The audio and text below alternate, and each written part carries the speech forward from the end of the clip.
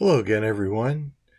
This is Rocket Rick J18, and today I'm going to talk to you about the recent pickups that I had of a series of Who's Who in Baseball uh, books, which are primarily uh, records from the previous year, statistics and records. Um, and I'm going to uh, begin with the 1940 and go through 1949. So we're going to cover 10 of them. And I want to mention to you that the decade of the 40s saw a, a hitting feat that is nearly unparalleled. I mean, it's not quite unparalleled, but um Ted Williams, during the decade of the 40s, won the Triple Crown twice, and in one other season batted over 400. Just an astonishing achievement, and especially when you consider that he gave up 3 years out of that decade to military service in the Second World War. Uh, he was uh, he was out of baseball from 1943 through the 1945 season. Upon returning to play in 1946, he led his team, the Boston Red Sox, to an American League pennant.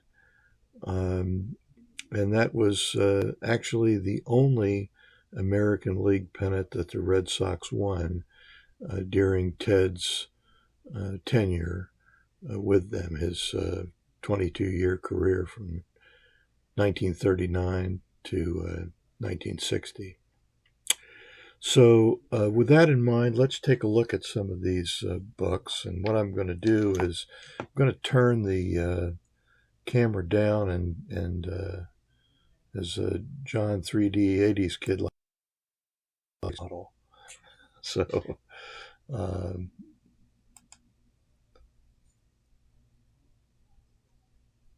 the first book is the 1940 Who's Who in Baseball, and it covers the 1939 season. On the cover is Bucky Walters, who was the National League's most valuable player in 1939. On the inside cover is Joe DiMaggio.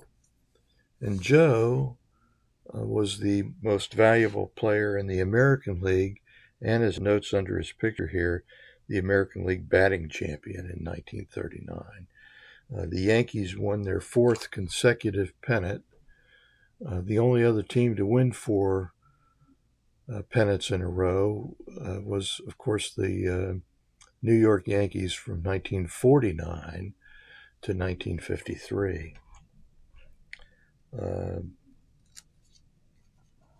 Turning to the back page, we have Johnny Mize, who was the National League batting champion in 1939 with the St. Louis Cardinals.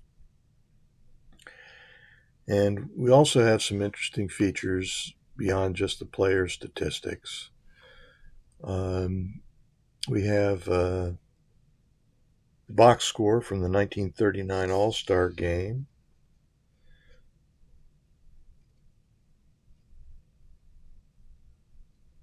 Which the American League won 3-1.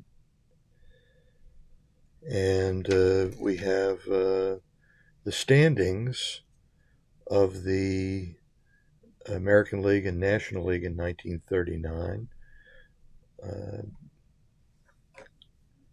The New York Giants won the National League pennant.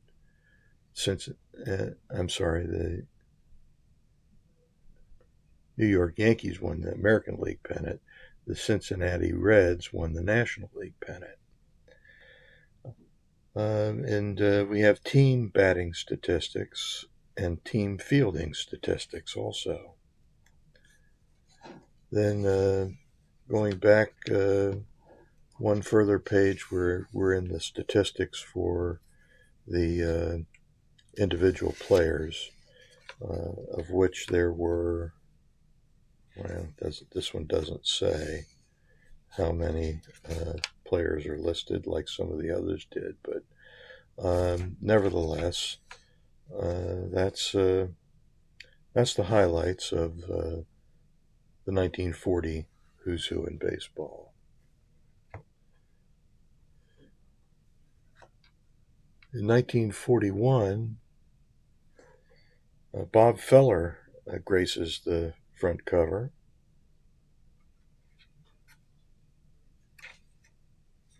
And for the 1940 season. Frank McCormick was the National League Most Valuable Player in 1940. Hank Greenberg was the Most Valuable Player in the American League.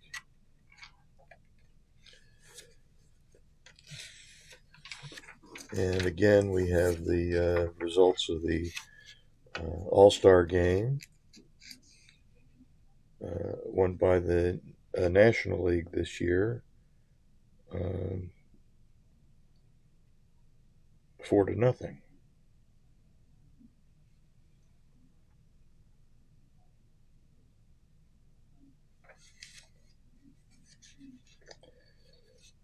And we've got a little cartoon down at the bottom of page 95, and I really can't for the life of me figure out what that is, although it looks like a left-handed pitcher pitching to a right-handed batter. Let's see if there's...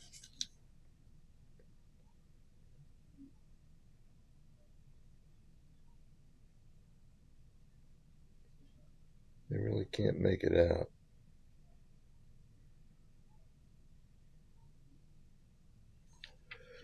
There's none of that is writing, so not sure what they're trying to depict, and it doesn't appear to be any explanation given for it. So that's the 1941 Who's Who in Baseball, covering the 1940 season. Let's turn to 1941, which is one of those miracle years, maybe one of the greatest hitting seasons for two individual hitters in recent memory. As I mentioned earlier, Ted Williams hit 406, and everybody knows the story, I'm sure, that at the end of the 152nd game, Ted was batting .3995 or 996. I can't remember which. Anyway, under the rules of batting averages and batting champions, that would have been rounded up to 400. And so he was asked if he wanted to sit out the last two games of the season, which was a doubleheader.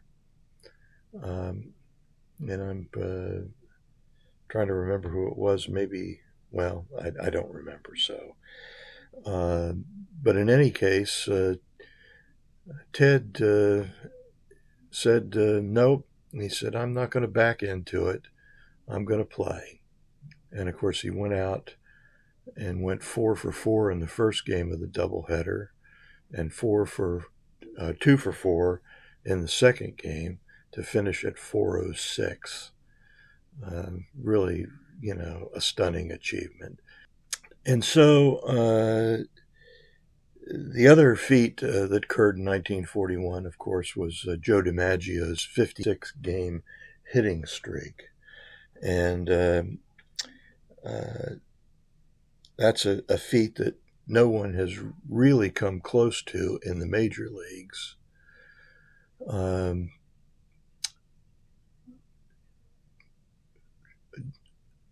the closest anyone has come to it was Wee Willie Keeler back near the turn of the century, who hit in 44 consecutive games, a record that was tied by Pete Rose when he hit in 44 consecutive games. And, if anybody remembers the 45th game in which Pete came to bat against Gene Garber of the Atlanta Braves, and Garber pitched him like it was, the bottom of the ninth inning of the seventh game of the World Series. I mean, he didn't give him anything to hit. And, question whether that was the appropriate thing to do.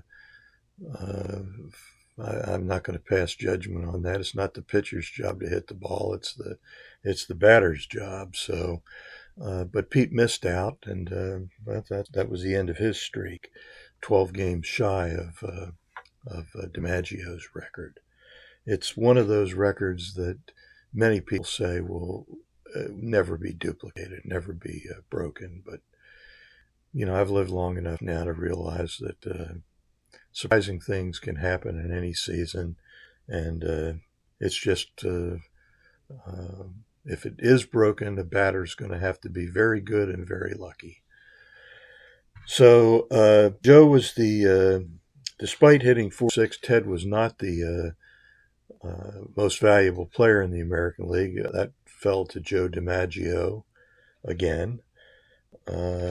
And the most valuable player in the National League, as depicted on the inside front cover, was Dolph Camilli of the Brooklyn Dodgers. And then the ninth 400 hitter in the American League history, Ted Williams, is on the inside back cover.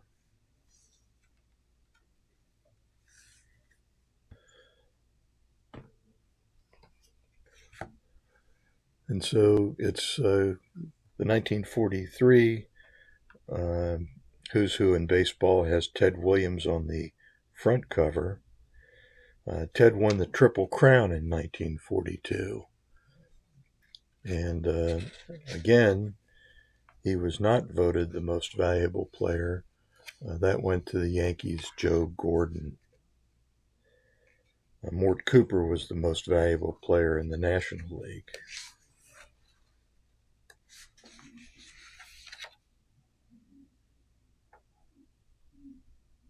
And he was a pitcher for the St. Louis Cardinals.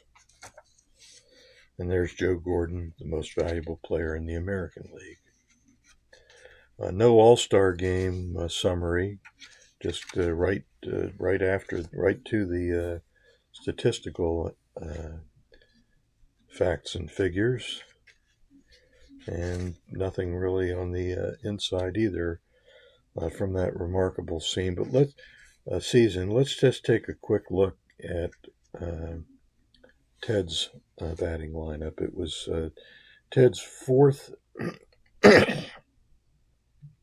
season in Major League Baseball.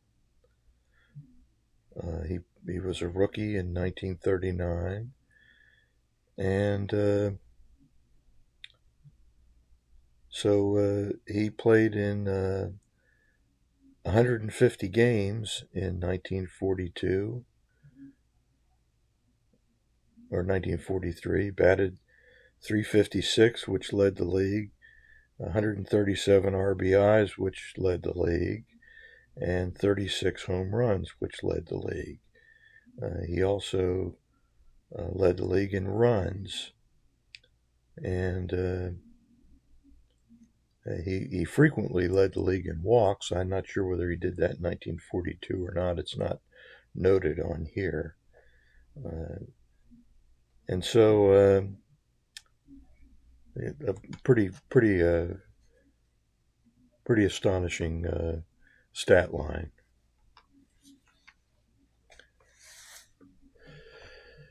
The 1944 Who's Who, depicting the 1939 season, has Stan Musial on the cover. And Luke Appling was the winner of the American League batting championship. Carl Hubble retired from Major League Baseball at the end of the season with 253 victories. And let's take a look at Stan's stat line.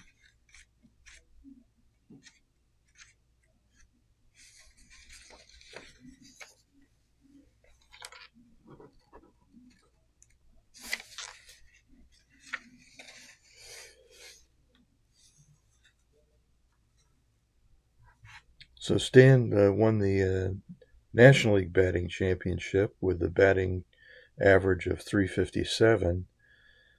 He hit 20 doubles.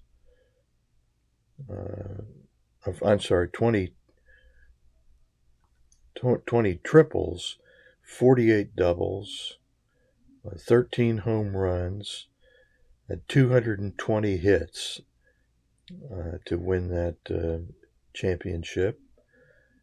St. Louis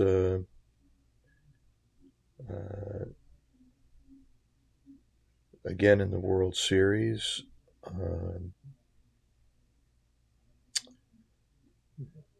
Stan not only won the batting championship, but he was the most valuable player in the National League.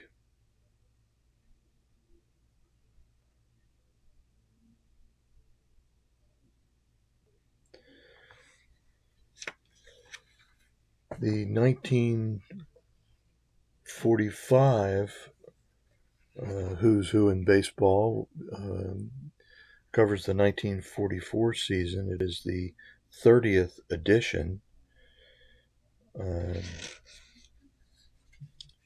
We have Hal Newhouser and Paul Dizzy Trout on the front cover.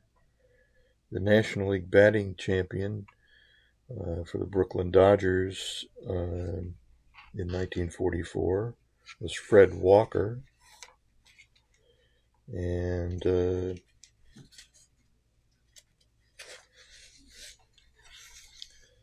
inside back cover is Lou Boudreau, who won the American League batting championship for 1944.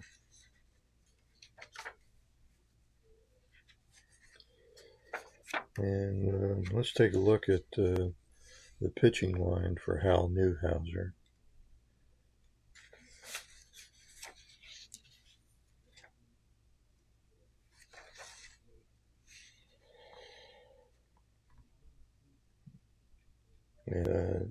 Hal led the American League with 29 victories and 9 defeats. He also led the league in strikeouts with 187, 2.22 earned run average, which I think works out to be 2 runs at 2.22 runs, for every 9 innings is how that's calculated.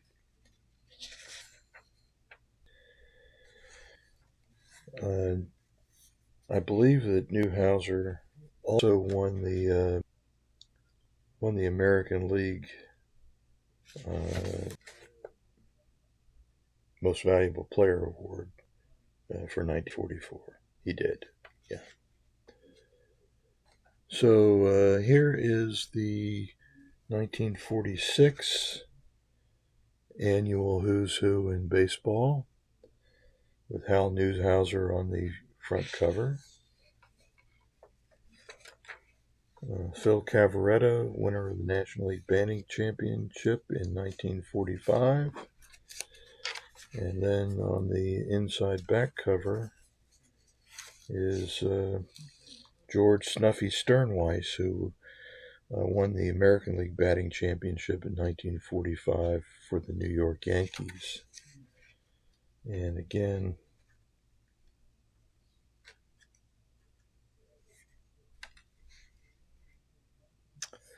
Hal Newhouser won his second consecutive American League Most Valuable Player award when he went 25-9 in the American League with the Detroit Tigers, 212 strikeouts, an earned run average of 1.81.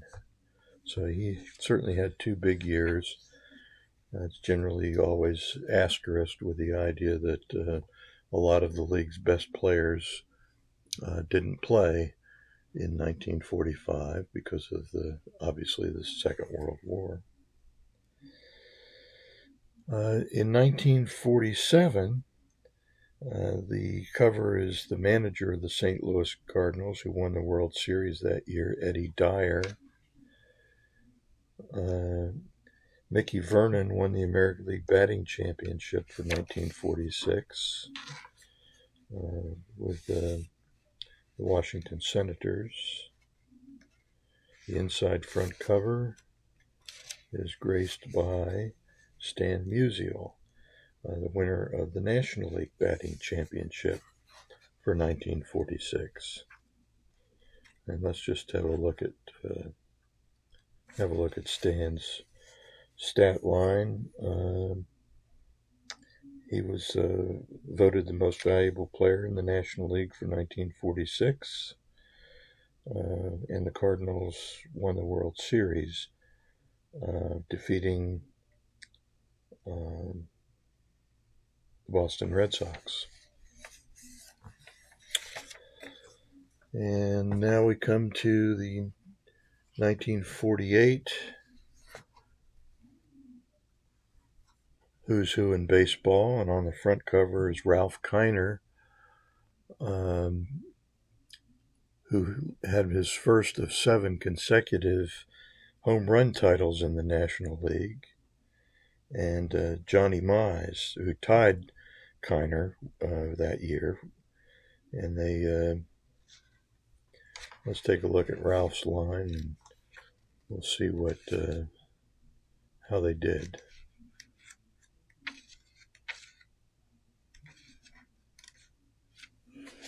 There he is. This was Ralph's second year in the major leagues.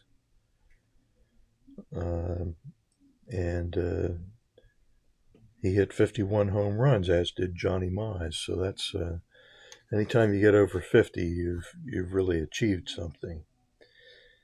And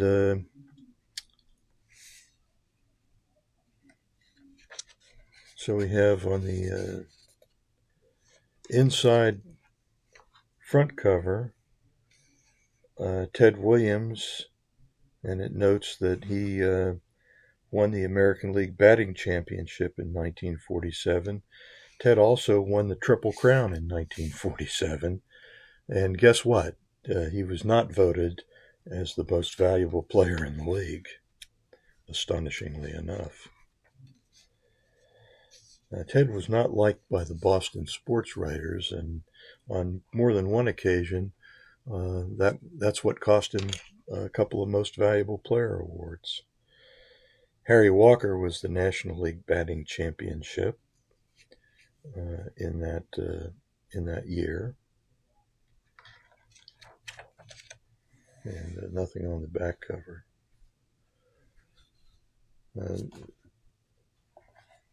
I did want to note that there was a price increase from 25 cents to 30 cents.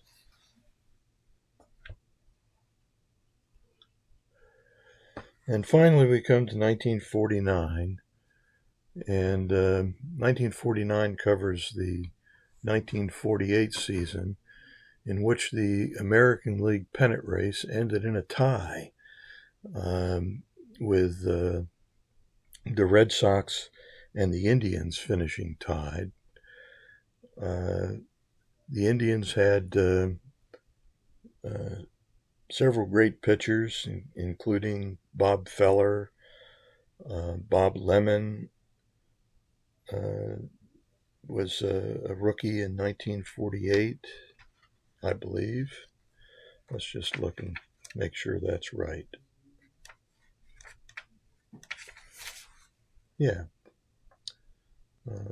He Lemon won 20 games, and Feller won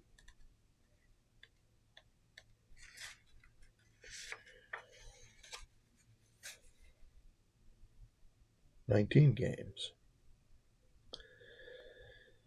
And I just want to make note of the fact that in between those two pitchers,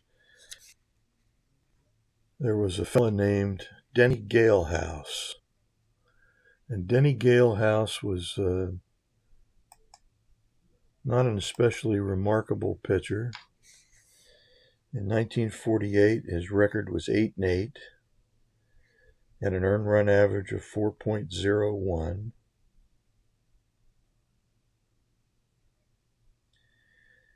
And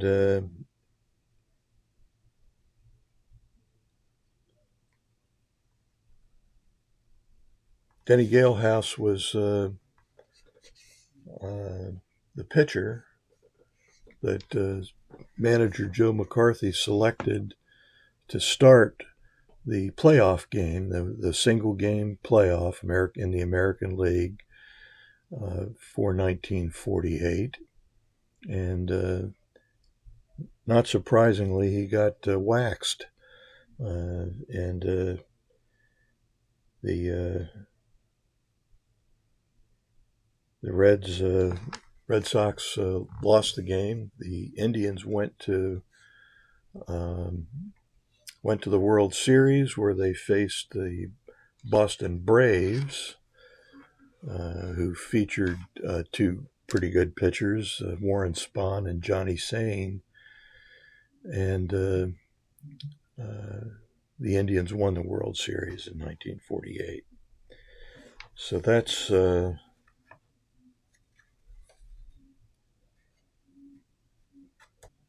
the end of the decade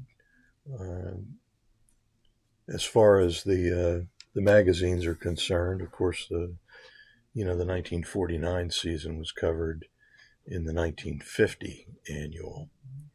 So that's it for.